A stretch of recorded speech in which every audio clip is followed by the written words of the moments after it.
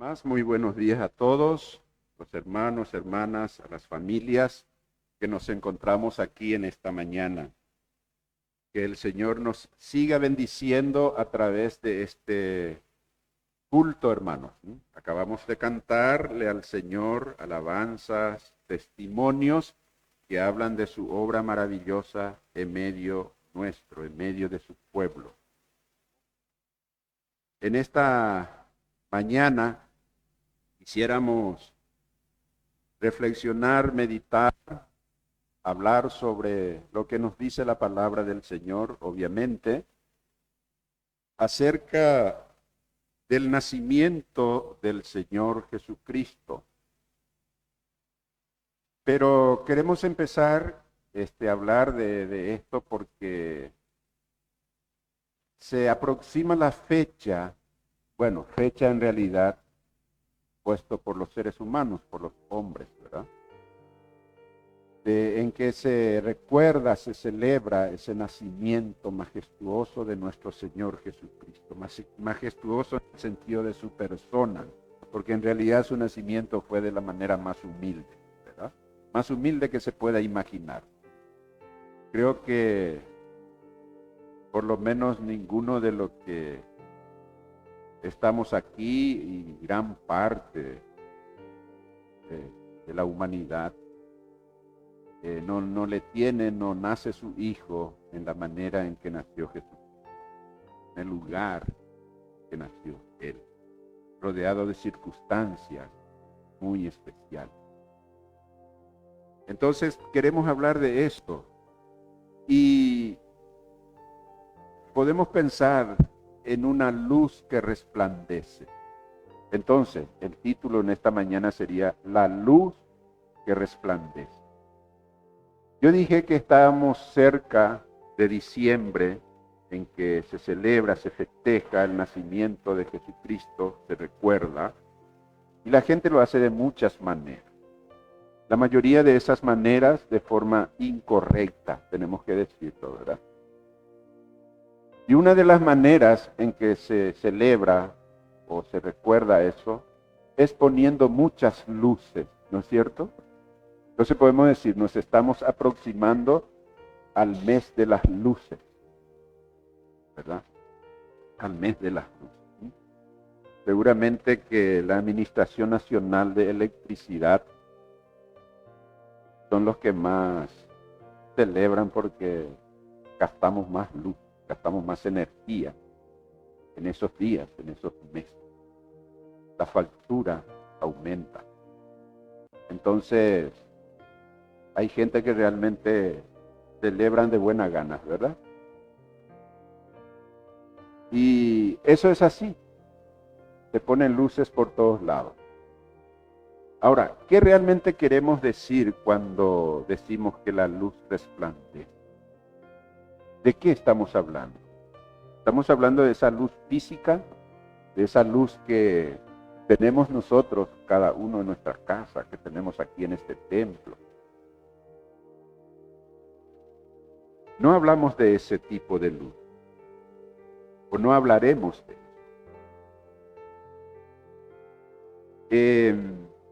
En Isaías, en el capítulo 9 de Isaías, quiero leer un párrafo a partir del versículo 1 al versículo 7.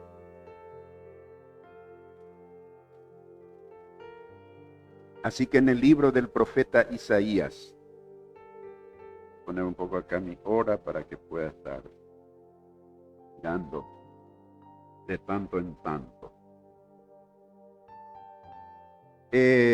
Isaías 9, 1 al 7, leo, dice así: Mas no habrá siempre oscuridad para la que está ahora en angustia, tal como la aflicción que vino en el tiempo que livianamente tocaron la primera vez a la tierra de Zabulón y a la tierra de Neftalí.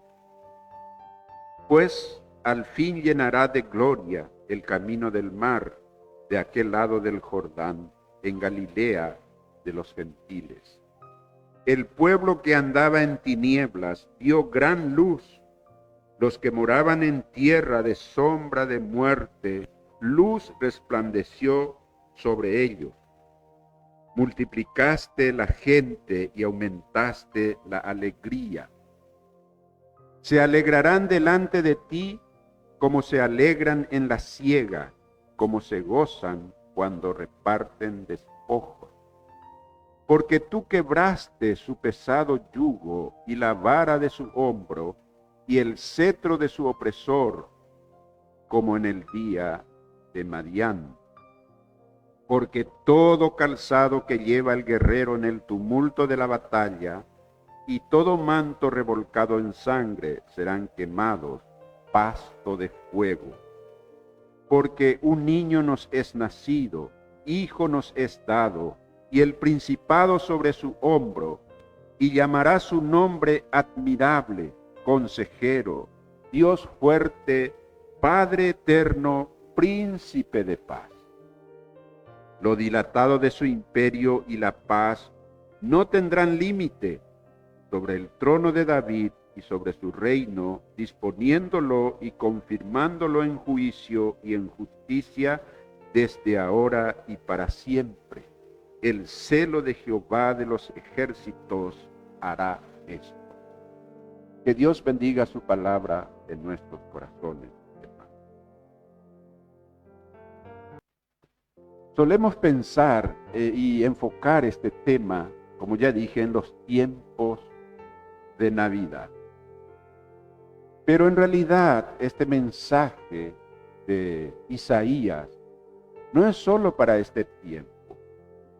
La palabra de Dios es eterna, la palabra de Dios es viva y eficaz. La palabra de Dios es para todo tiempo, circunstancias, situaciones. La palabra de Dios nos llega en lo más profundo de nuestra mente y de nuestro corazón cuando ponemos nuestra atención en ella. Así que este mensaje precioso es para cada uno de los seres humanos en realidad, y en especial para nosotros, que creemos, que aceptamos, que nos hemos rendido al señorío de ese Mesías que vino al mundo y que ha traído la luz que resplandece para la humanidad en una oscuridad, en la oscuridad del pecado. La oscuridad representa confusión. Y ahí es donde vino a resplandecer esta luz. Por eso hablamos de la luz que resplandece. Isaías, el profeta de Dios, que vivió en un tiempo, él pasó por el reinado de 4 reyes, hermano. Pasó por diferentes circunstancias. En su libro leemos la historia de la deportación de Israel, del pueblo de Dios, del pueblo judío, por ejemplo, a Babilonia. Entonces, él pasó por esas experiencias, él veía la situación de ese pueblo, el pueblo de Dios. Y él dice, por eso no habrá siempre oscuridad, o sea que aquí habla de oscuridad. Habla de la confusión en la que se encuentra el ser humano. Aquí está hablando al pueblo de Dios, que andaba, dice, en ese camino de oscuridad por causa de la desobediencia y trayendo como consecuencia aflicciones para sí mismo. Aquí habla Isaías, habla de angustia, de aflicción. Habla de un camino del mar. Esto probablemente, si vamos a ir a la geografía y a la historia, describe una vía internacional importante que atravesaba precisamente esa región. La región, la costa de lo que conocemos como Israel. Quizás hoy en día gran parte de esa parte se conoce como la franja de Gaza, precisamente, una franja en terrible conflicto hasta el día de hoy. Este es el único lugar donde se usa esta frase en la Biblia, camino del mar. Pero sin embargo aparecen unos escritos fuera de la Biblia, como por ejemplo en registros asirios y egipcios. Los invasores, porque una de las amenazas de invasión que después se materializó más adelante, era la invasión de los asirios en el tiempo de Isaías. Y dice que los invasores asirios siguieron esta ruta cuando incursionaron en el reino del norte, o sea, el reino de Israel. Ustedes saben que estamos hablando del tiempo en que el reino de Dios, el reino de Israel se dividía en dos: el reino del norte llamado el reino de Israel y el reino del sur llamado Judá. Es en Judá que profetiza Isaías, hermano. Entonces los asirios incursionaron usando esta ruta al reino del norte para tomarlo, para llevarlos esclavos, para deportarlo. Y desde esa región, toda esa región que se conoció más adelante como la región de Galilea, es que se levantaría el Mesías y quitaría la oscuridad y la aflicción producidas por la dominación de fuerzas extranjeras, de fuerzas extrañas, de fuerzas gentiles. Entonces era una situación, podemos decir así, política espiritual. En realidad, Israel siempre tuvo ese tema, ese dilema de su nomenclatura, de su mezcla político y espiritual. Porque ellos en realidad era el pueblo escogido de Dios, pero no se sujetaron al gobierno de Dios, al gobierno divino. Es más, pidieron en un determinado momento a Dios que le diera rey, un rey humano como todas las otras naciones. Y Dios le concedió eso. Y a partir de ahí, tuvieron tiempos de buenos gobiernos, buenos reyes. Uno de ellos fue David, después continuó con su hijo Salomón. Tiempos de prosperidad, de construcción del templo en Jerusalén con Salomón, hermanos. Pero luego vino la decadencia moral, espiritual, como consecuencia de haberse apartado de Dios, de haberse mezclado con los pueblos paganos. Y consecuentemente luego vino la división del reino. Peleaban, podemos decir así, israelitas contra israelitas en muchos momentos. Se dividió el reino. De ahí entonces conocemos en la historia el reino del norte como Israel y el reino del sur como Judá. Entonces ese es el contexto de donde luego vinieron ese desprecio, aún siendo israelitas. Por ejemplo, los que vivían en Galilea eran despreciados por los que vivían en Judea, porque los judíos, los que vivían en Judea, se consideraban los puros judíos. Los otros eran mezcla de paganos para ellos. Entonces, hermanos, esa es la situación. ¿Se dan cuenta la oscuridad? ¿Se dan cuenta la confusión? ¿Se dan cuenta de la aflicción? Ese es el contexto en que Isaías, cuando fue llamado por Dios delante de él, primero para denunciar el pecado de Israel, el pecado del pueblo de Dios, por haberse apartado de Dios, por haber seguido caminos diferentes a lo que Dios había trazado para ellos. Reinó la confusión, reinó la oscuridad, por lo tanto. Luego, Isaías anuncia la consecuencia de ese pecado, de esa desviación, de esa desobediencia. Vendrían castigos sobre el pueblo. Y uno de ellos fue precisamente la deportación más adelante. Pero también Isaías recibió de Dios un mensaje de esperanza. No habrá siempre oscuridad. No va a ser siempre así. Dios enviará una luz. Una luz que guiará a los hombres, de aquellos que lo reciben y creen en Él. Y ese es el mensaje de esperanza de Isaías. Dice de esta luz que es una luz que despeja obviamente las tinieblas. Versículo 2 dice: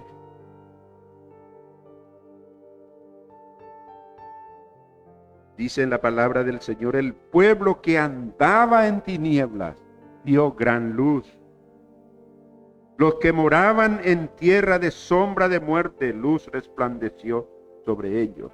Tenemos que tener en cuenta que un mensaje profético, hermanos, habla, o sea, los mensajeros de Dios, los profetas del Señor, hablaban muchos mensajes como si ya estuviera ocurriendo en ese momento.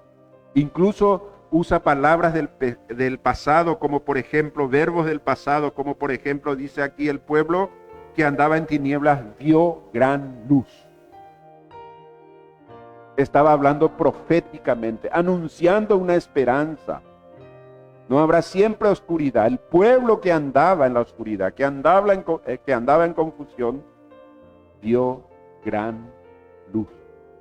Luz resplandeció sobre ellos.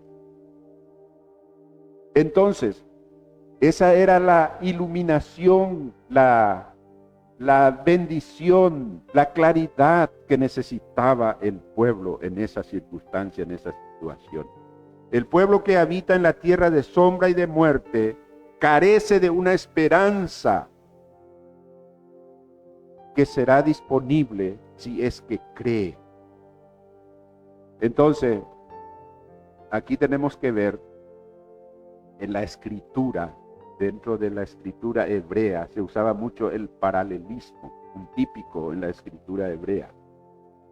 Y entonces el profeta describe el efecto de la presencia del Mesías en la parte norte de Israel, cuando dice, el pueblo andaba en tinieblas, moraba en sombra de muerte, entonces pudo ver una gran luz que resplandeció sobre ellos. Estamos hablando de que el profeta habla como si ya estuviera sucediendo eso, y sin embargo se ubica a Isaías como 700 a 750 años antes del nacimiento de Jesús. A esta luz que él ya estaba anunciando, hermano. El evangelista Mateo también aplicó este pasaje directamente a Jesús. Y podemos ver, él precisamente empezó su ministerio de predicación y sanidad, trayendo esperanza, sanidad, esperanza espiritual a la gente en esa región, que en ese tiempo andaba en tinieblas. Podemos leer en Mateo capítulo 4, Mateo 4, versículos 15 y 16.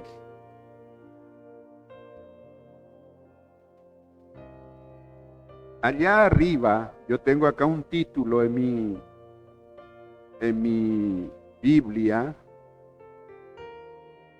sobre el versículo 12 que dice, Jesús principia su ministerio.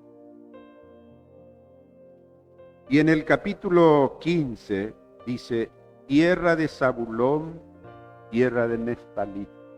Lo mismo que hemos leído en Isaías, ¿verdad, hermano? Camino del mar, al otro lado del Jordán, Galilea de los gentiles. ¿Cómo le llamaron a Jesús? ¿Cómo era conocido? ¿Cómo era uno de los apelativos que aplicaban a Jesús? El Galileo. Aunque él nació en Belén de Judea, sin embargo, vivió, se desarrolló con sus padres terrenales en Galilea, o sea, en Nazaret de Galilea. Y dice acá, tierra de Zabulón, tierra de Neftalí, camino del mar, al otro lado del Jordán, Galilea de los gentiles. El pueblo asentado en tiniebla vio gran luz, y a los asentados en esa región de sombra de muerte, luz les resplandeció. Dice los versículos, voy a leer los versículos 12 y 13 para que podamos, y 14, para que podamos entrar verdaderamente en el contexto del pasaje. ¿Cuándo fue citado este pasaje de Isaías? Aquí en el tiempo ya de Jesús, cuando él inicia su ministerio, en el Evangelio según San Mateo. Dice el versículo 12, cuando Jesús oyó que Juan estaba preso, volvió a Galilea, y dejando Nazaret, luego, ¿verdad? Vino y habitó en Capernaum, otra ciudad de Galilea, ciudad marítima en la región de Zabulón y Neftalí. No podría ser más exacta la profecía de Isaías, 700 años antes de este acontecimiento, para que se cumpliese lo dicho por el profeta Isaías cuando dijo, y ese es el pasaje que ya hemos leído, hermano, para que se cumpliese. ¿Se imaginan ustedes lo que Dios dio al pueblo a través de su profeta? Dios hoy nos da a nosotros la enseñanza, la predicación, el anuncio del Evangelio de Jesucristo.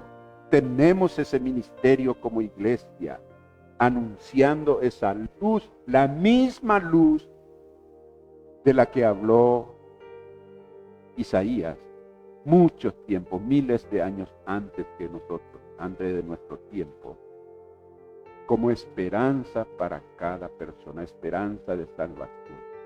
El mundo como en aquel entonces, la tierra de Zabulón y Neftalí, la región de Galilea y toda la tierra que andaba en oscuridad, en confusión. Hermanos, hoy el mundo no es diferente. Anda en la confusión, en la vanidad de su mente, dice la Biblia. Necesita de la luz que nació un día, que alumbró en esas tierras de Zabulón y Neftalí, en Galilea de los gentiles.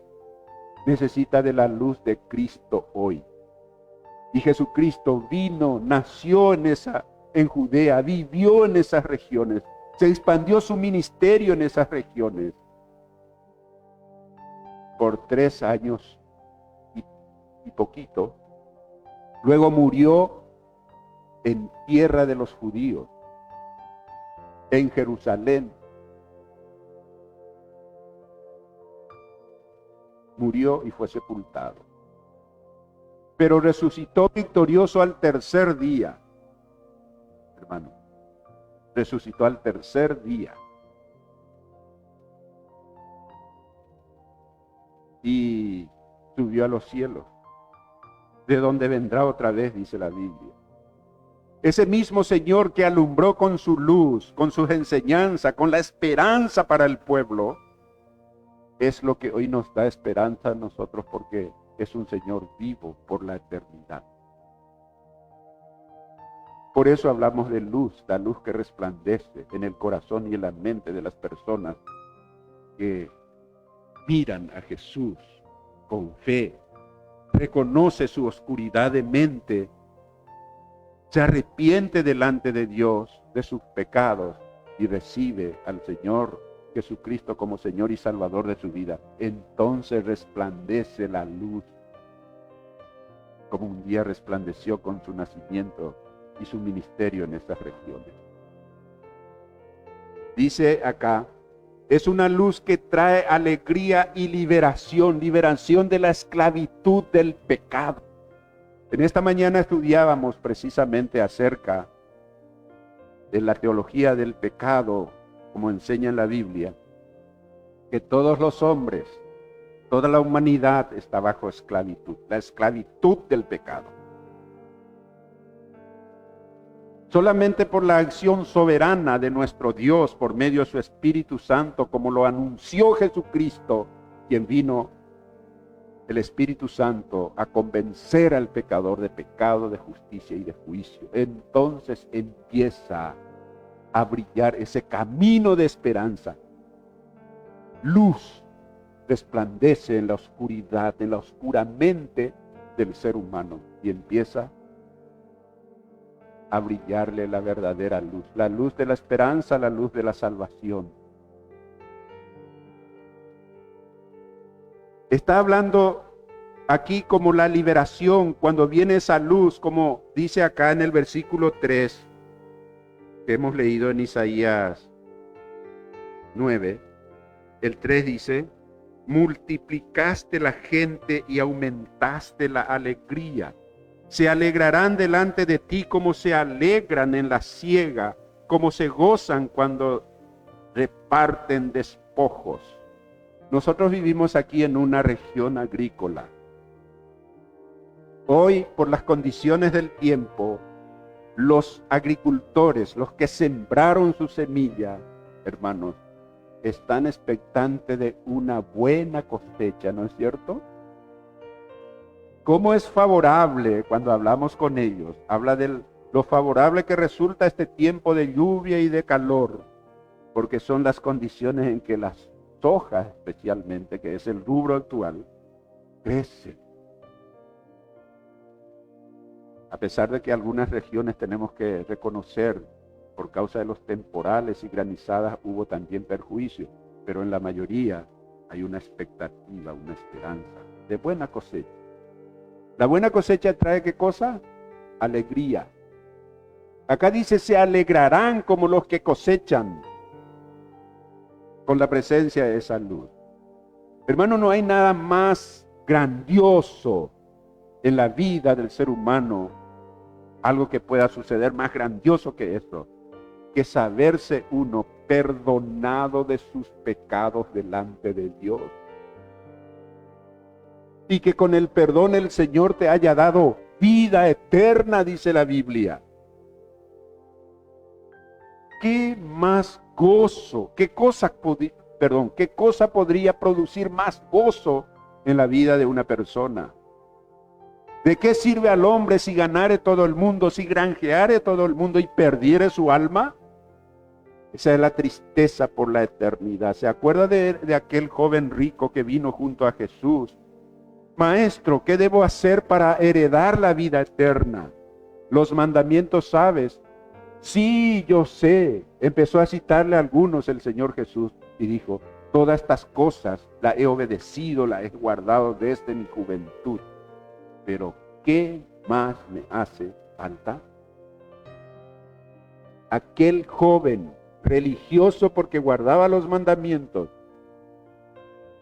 de una vida moral excelente por causa justamente de haber guardado los mandamientos, de buena posición económica, pareciera que nada le faltaba. Sin embargo, él mismo reconoce y dice: ¿qué más me hace falta? O sea que algo más. Él sentía que algo más le faltaba. Y cuando el Señor le dijo lo que le faltaba,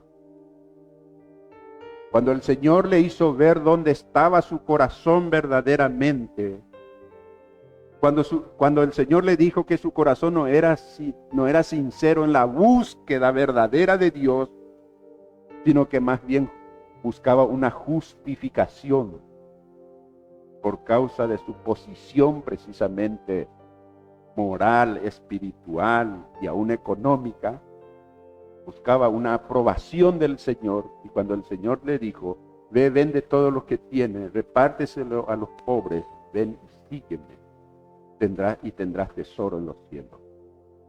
Aquel hombre rico, aquel joven rico, se volvió, y dice la Biblia, se fue triste porque tenía muchas posesiones. ¿Qué tal, hermano? ¿Qué tal una persona triste porque tiene muchas posesiones? ¿Se imaginan esa situación? ¿Cómo pensamos los seres humanos normalmente? Pensamos en el tener, ¿no es cierto? Si yo tengo esto, si yo tengo lo otro, voy a estar realizado. Voy a tener alegría, contentamiento. Evidentemente no es así cuando falta lo principal, lo espiritual. Por eso este hombre se fue triste. Por eso la alegría verdadera trae solamente el perdón de nuestros pecados, la entrega a Cristo y saberse salvado por la eternidad. Eso sí es gozo, alegría. Y de eso habla aquí. Habla de la alegría que produce, la luz que resplandece en el corazón y en la mente de las personas. Habla, pone como un ejemplo también a ejércitos victoriosos que repartían el botín en un acto de alegría. Lo mismo dice acá, como que reparten despojos en una batalla, después de una batalla. Los que ganan una guerra y entran en la ciudad y, en fin, liquidó a los habitantes y todos los bienes que están ahí, ahora les pertenece por haber sido el vencedor en la batalla, en la guerra. Y esos son los despojos. Y reparten con alegría. Ganamos la guerra. Y todos los bienes junto con él. A eso se refiere Isaías, comparando con la alegría. Cuando esa luz sea una realidad en la vida de la persona. El yugo que cargaba se quebró, representando de esa manera, hermanos, la liberación. Dice versículo 4, porque tú quebraste su pesado yugo y la vara de su hombro y el cetro de su opresor, el gobierno. El cetro representa al gobierno, el que oprime, el cetro de su opresor, como en el día de Madián, haciendo recuerdo en el día de Madián, cuando Gedeón con sus 300 hombres derrotó al ejército enemigo.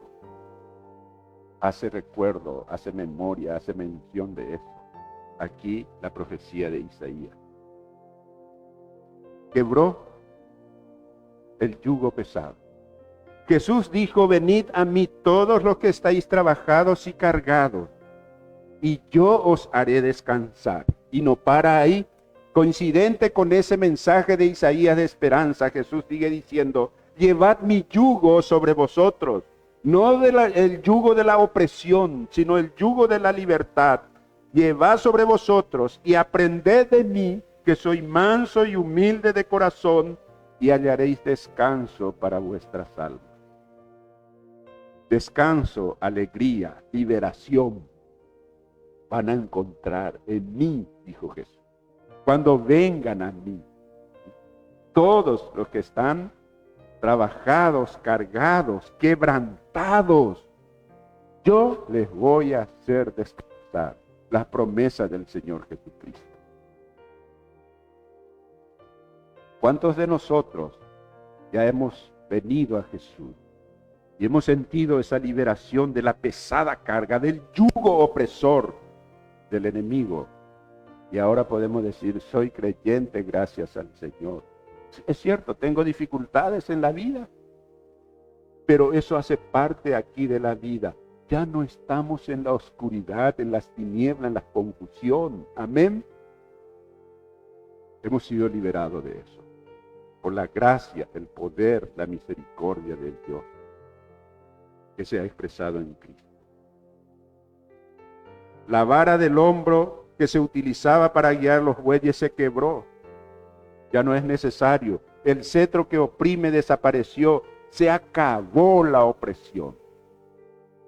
Hoy, esta mañana, leíamos en nuestro estudio de la escuela dominical cuando Los judíos querían decir a Jesús, nosotros somos libres, nunca fuimos esclavos de nadie. Jesús le dijo, ustedes son esclavos del pecado. Vosotros sois de vuestro padre el diablo, dijo Jesús, dijo así. Y la voluntad de vuestro padre queréis hacer. Salgan de esa opresión. Permitan que el yugo ligero de Cristo le una a Él y sean libres de esa opresión de esclavitud del pecado. Hermanos, la luz disipa las tinieblas. El poder y la gracia de Jesucristo demostrado en la cruz nos libra de esa confusión, de la opresión del pecado, nos libra de la oscuridad. Es una luz que señala a Emmanuel, el Dios con nosotros. Versículos 6 y 7 dice, porque un niño nos es nacido, hijo nos es dado, el principado sobre su hombro, y llamará su nombre admirable, consejero, Dios fuerte, Padre eterno. Príncipe de paz. Qué cualificaciones tan impresionantes. Muchos estudiosos de la Biblia, les cuento, hermanos, acerca de este pasaje, yo les dije que Isaías profetizó durante el reinado de 4 reyes, y uno de ellos era el terrible Acaz, pero que tuvo su hijo Ezequías, que vino a hacer después un buen reinado, un buen gobierno. Y cuando él habla de esta característica, dice, porque un niño nos es dado, hijo nos es, un niño nos es nacido, hijo nos es dado, y el principado sobre su hombro, y llamará su nombre admirable, consejero, en fin. Muchos pensaban que se refería proféticamente al que vendría después a reinar en Judá, que era Ezequías, el rey Ezequías. Pero las palabras inspiradas por el Espíritu Santo, aquí en Isaías, dice características que no se ajustan a ningún ser humano, por más noble que sea. Cuando habla del Dios fuerte, Padre eterno, príncipe de paz, podría ser un ser humano que está en el principado, en el gobierno, en el reinado, y que pudiera conseguir la paz, por más que sea temporal. Pero Padre eterno,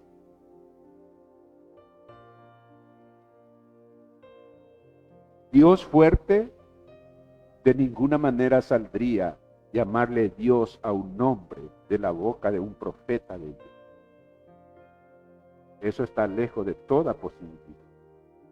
Entonces su referencia es directamente al Mesías prometido, al Mesías que liberaría, que traería luz en la oscuridad y que liberaría de la esclavitud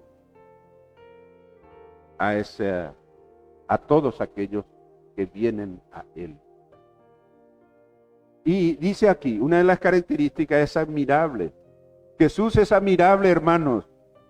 En su forma de nacer fue admirable, concebido por el Espíritu Santo, nacido en un estable pequeño, en un pueblo insignificante como Belén, donde no había ni siquiera una posada para María, que estaba encinta y que estaba por dar a luz, que nació en un establo de la manera más humilde entre animales, en un comedero.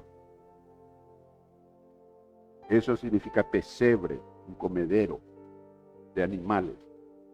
Ahí nació Jesús.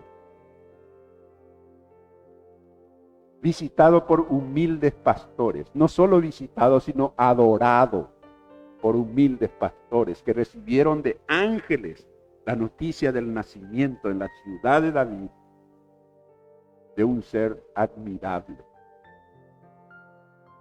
único, un salvador para el pueblo. También fue visitado por gente extraña, como los magos del oriente que vinieron buscando al rey que había nacido más adelante. ¿No les parece que es admirable en su nacimiento Jesucristo? Es único. Característica que solamente se podría aplicarle a él, hermano. Isaías dijo, admirable de él. ¿Qué más? Consejero para reyes, príncipes. Hermanos, personas de eminencia, como también a humilde de la humanidad, a humilde gente. El Señor fue consejero. Dice más de él, era Dios fuerte, no en poder militar, sino en fuerza, en poder espiritual. La palabra de Dios nos dice en Zacarías 4:6, no es con ejército, ni con fuerza, sino con mi espíritu, ha dicho Jehová de los ejércitos. El Señor Jehová de los ejércitos ha dicho. No con ejército. Jesús vino como el Mesías, como el libertador. Le quisieron coronar de rey. Le vitorearon en una determinada ocasión cuando él entró en Jerusalén. Le tendían mantos y palmas delante de él. Hosana el que viene en el nombre del Señor. Resulta que después esa misma multitud que gritó Hosana el que viene en el nombre del Señor y lo vitoreaban en su entrada triunfal a Jerusalén, fueron los que poco después gritaron, crucifícale, crucifícale. Y lo crucificaron.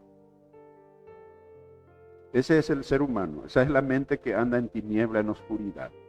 Esa es la mente que no ha recibido la luz. Porque cerraron, como dice la palabra del Señor, endurecieron su corazón. Cerraron su mente ante esta luz, ante esta verdad. Entonces, Él es Dios fuerte. El único que podría reunir esa característica, el Hijo de Dios. Dice de Él en Filipenses que siendo Dios no estimó el ser igual a Dios, sino que se despojó de su gloria,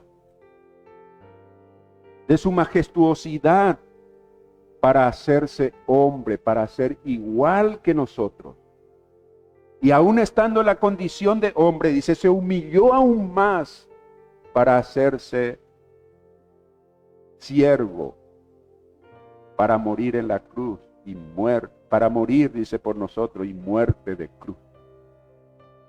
Llegó su humillación hasta este punto. Siendo Dios fuerte, y por causa de que es Dios fuerte, resucitó victorioso al tercer día. Amén. Subió a los cielos, de donde vendrá otra vez. Entonces Jesucristo tiene toda la característica de Dios fuerte. Yo y el Padre uno somos, hijo de Dios. Lo declaró de esa manera. Padre eterno. Cuando dice Padre, hermanos, aquí hay una relación íntima y filial. Jesucristo es nuestro Señor y Salvador, pero también es el Padre que nos cobija, que nos llama hijos. Hijos de Dios somos cuando estamos en Cristo.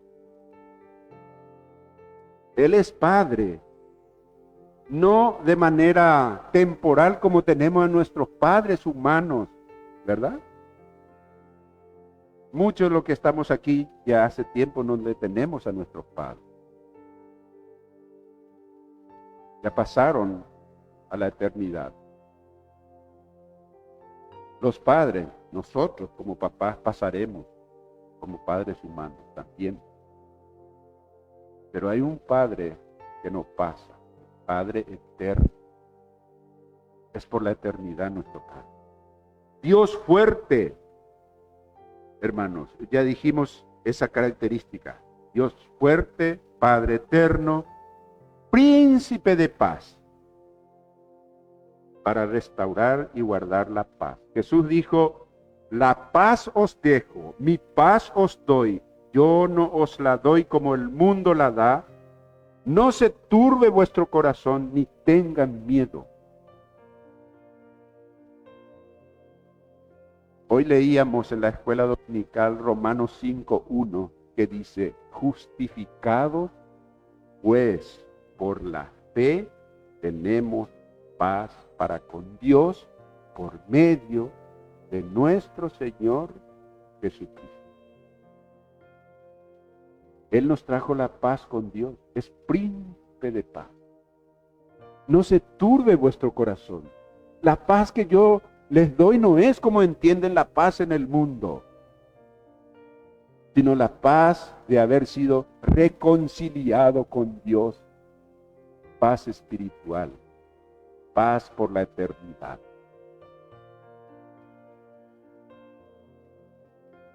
El Mesías, sentado en el trono de David, tendrá un reinado eterno de paz y justicia. Versículo 7, lo dilatado de su imperio, dilatado quiere decir extendido, ¿verdad? Lo dilatado de su imperio y la paz no tendrán límite sobre el trono de David, el rey emblema de Israel. David dice, y sobre su reino, disponiéndolo y confirmándolo en juicio y en justicia desde ahora y para siempre. El celo de Jehová de los ejércitos hará esto, dijo Isaías. El Señor va a hacer esto. Y lo hizo. Y lo está haciendo. Todavía hay confusión, hay oscuridad, hay tinieblas, como en los días de Zabulón y Neftalí. Todavía hay en el mundo. Está lleno de oscuridad espiritual el mundo, de confusión, hermano. Pero esa luz que resplandeció en esas tierras, con su nacimiento, con su ministerio, con su muerte y resurrección, también es la luz que brilla hoy para el alma en oscuridad. Solo tenemos que creer. El que en mí cree, yo les doy vida eterna, dijo Jesús. Y no me vendrá condenación, sino que ha pasado de muerte a vida, de la oscuridad, de la confusión a la luz eterna, la luz perpetua, la luz que Jesús ha pasado. Ha dejado la oscuridad. Nosotros estábamos muertos en nuestros delitos y pecados, dice la Biblia, pero fuimos rescatados por la sangre preciosa de Cristo derramada en la cruz.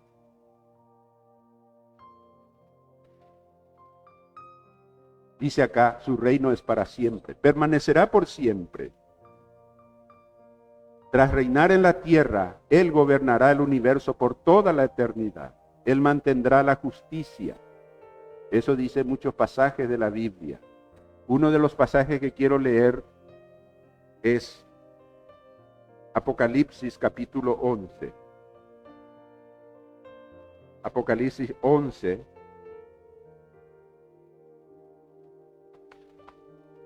Y el versículo 15.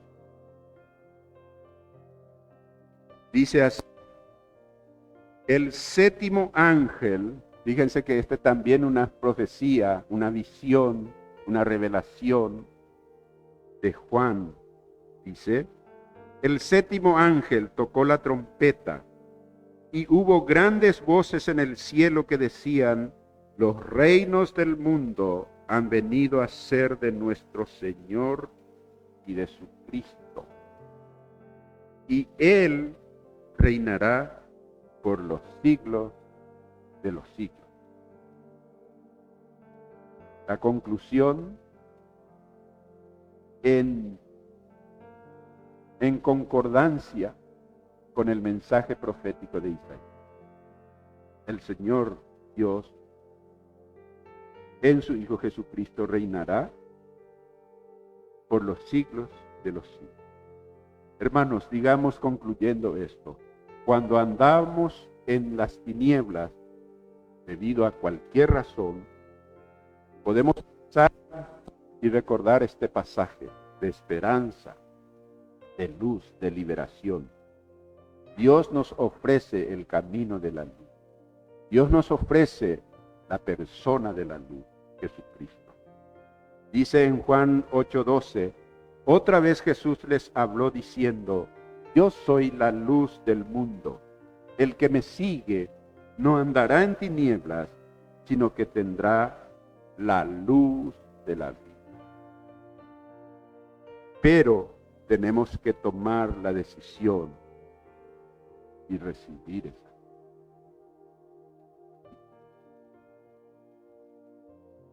Para caminar en el camino despejado por la luz, para seguir aquel que es la luz, Jesucristo.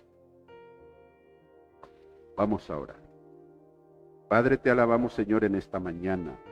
Gracias por tu amor, gracias por tu misericordia. Gracias porque Jesucristo es la luz del mundo. Él mismo dijo, yo soy la luz del mundo. El que a mí viene, Señor, no andará en tinieblas, sino que tendrá la luz de la vida. Gracias porque un día tú, Señor, te has manifestado a nuestra vida con tu gracia, con tu misericordia, con tu amor, para hacer de nosotros hijos e hijas tuyos por medio del arrepentimiento y la fe en Jesucristo. Te damos gracias por eso, por tu acción soberana de la salvación. Gracias, Señor. Bendícenos que, como dijo Jesús, también podamos reflejar esa luz de Él. Vosotros sois la luz del mundo, dijo también Él. Señor, que tenemos que poner en el lugar alto para que brille esa luz en este mundo oscuro de confusión, de tinieblas. Padre, que tu palabra no solo halle cabida en nuestro corazón, en nuestra mente, sino que produzca el efecto que tú quieres que haga. Tú también has dicho por medio de tu profeta Isaías, mi palabra no volverá ni vacía, sino que hará lo que yo quiero en la vida de aquel a quien la envié. Padre, bendícenos. Bendice a los que están enfermos. Bendice a los quebrantados de corazón, así como Jesús dijo, vengan a mí todos los cargados, quebrantados, trabajados, que yo os haré descansar. Permita, Señor, que cada uno de los que sufren, ya sea de enfermedad o de alguna aflicción, de algún problema en su vida personal, en su vida familiar, Señor, te rogamos en el nombre de Jesucristo, para que acudan a ti, pongan su atención a tu llamado, extiende tu bendita mano sobre los enfermos, que sean sanados por ti. Padre, te alabamos, te glorificamos, te damos las gracias, en el nombre de Jesucristo nuestro Señor y Salvador. Amén.